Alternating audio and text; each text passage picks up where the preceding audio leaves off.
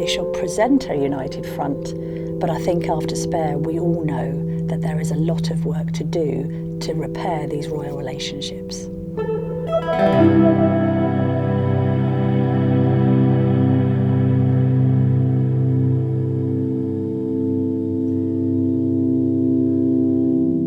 So it's a month on since Prince Harry published his explosive autobiography, Spare. And what have we learned since? And where do the couple now stand when it comes to the coronation? There's been talk, obviously, of them not being invited, of them being invited, of one of them going, of both of them going. My understanding is they have both been invited.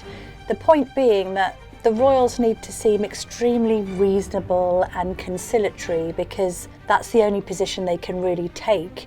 And actually, the more reasonable they seem, the less reasonable the couple seem if they snub the invitation.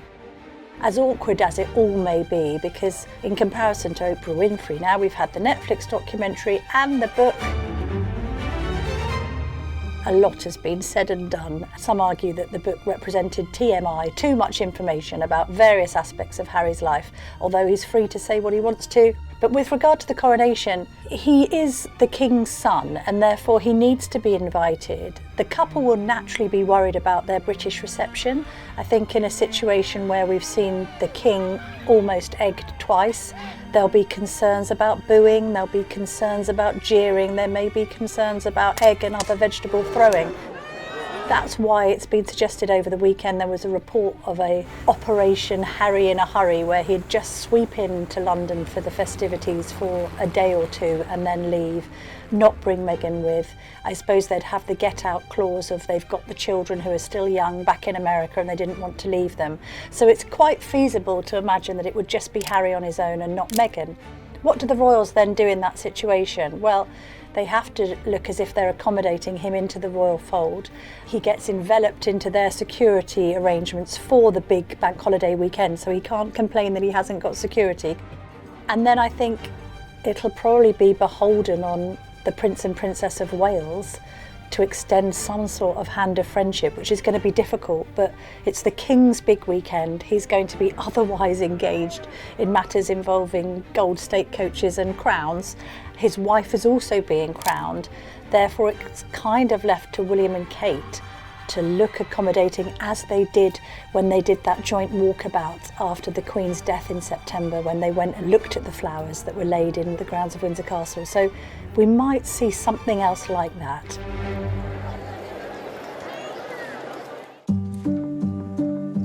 As far as Harry's concerned, well, what's happened to his reputation? In the UK, it has nosedived. The approval rating of both Harry and Meghan is now at an all-time low.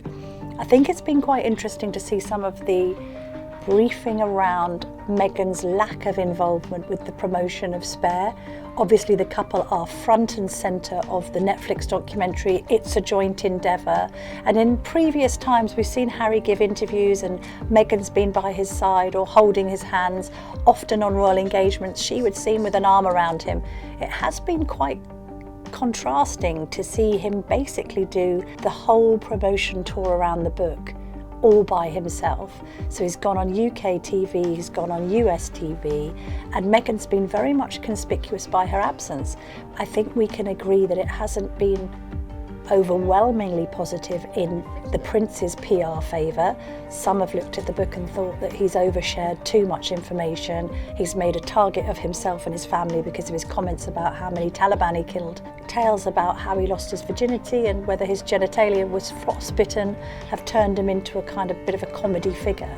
And I suppose there's a sense to which the Duchess perhaps doesn't want to be associated with that. At the moment, not much seems to be going on. There's been a reorganisation of some of the staffing at Archewell. Again, this is a couple that does seem to rearrange staff quite frequently. What does that mean, if anything? But there's a sense to which they've been lying low. And what's the next move? People are saying that the next move is to be made by Meghan, because Harry's now said his bit.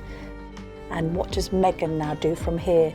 Talk of this book deal with the publishers involving a memoir by her. Does she want to write her own story? We've already seen her present her version of the truth on Oprah and beyond. So again, it's almost like Harry's had his time, and now is it time for the emergence of Meghan.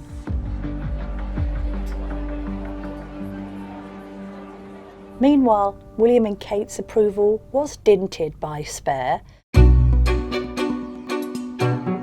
On one hand, you could look at that story about the fight over the dog bowl between the brothers, and I didn't think it was bad publicity for William. It showed somebody who was clearly desperate to get across to his brother the fact that he felt that their relationship was in jeopardy. There's a sense to which the incident showed how much William loved his brother, to be kind of pinning him against a wall and trying to get through to him. And also, it showed a slightly edgier side to the Prince of Wales. William and Kate are depicted in Spare and perceived as being quite safe and quite introverted and not a couple that rock the boat, unlike Harry and Meghan. And therefore that makes Harry and Meghan look a little bit more edgy by comparison. And then we hear this tale of William basically flooring his brother over a dog bowl. Interestingly though, the Princess of Wales is on a bit of a PR offensive herself. She's done a lot of work in recent days on her early years initiative. This is her charitable legacy, where she wants to raise awareness of the importance of conception to aged 5 in children and how that can have an effect on their later lives. And we've seen a number of different initiatives, the releasing of a photograph of her as a baby with her father Michael, another piece with Roman Kemp, the radio DJ, who's very familiar to a kind of younger audience. So that's very much ramped up. She's also got a new private secretary who's said to be shaking up the whole operation with a view, I suppose, to making them both a bit more visible as the coronation fast approaches. Are the Wales is borrowing a bit from the Sussex playbook when it comes to weaponising social media, making sure that everything's followed by an Instagram story and a video. Having that degree of accessibility with a younger audience is really important, because they're a future king and queen and they don't want to lose the room. They don't want to just have an older fan base. In order for the monarchy to remain relevant, they've got to be, pardon the expression, down with the kids. So as ever with the royals, they're like the proverbial swans, aren't they? Like gliding gracefully across the lake and yet flapping furiously beneath the surface, and we don't get to see that. So we don't get to peek behind palace walls to find out how tense things are between the brothers, or indeed the sons and their father.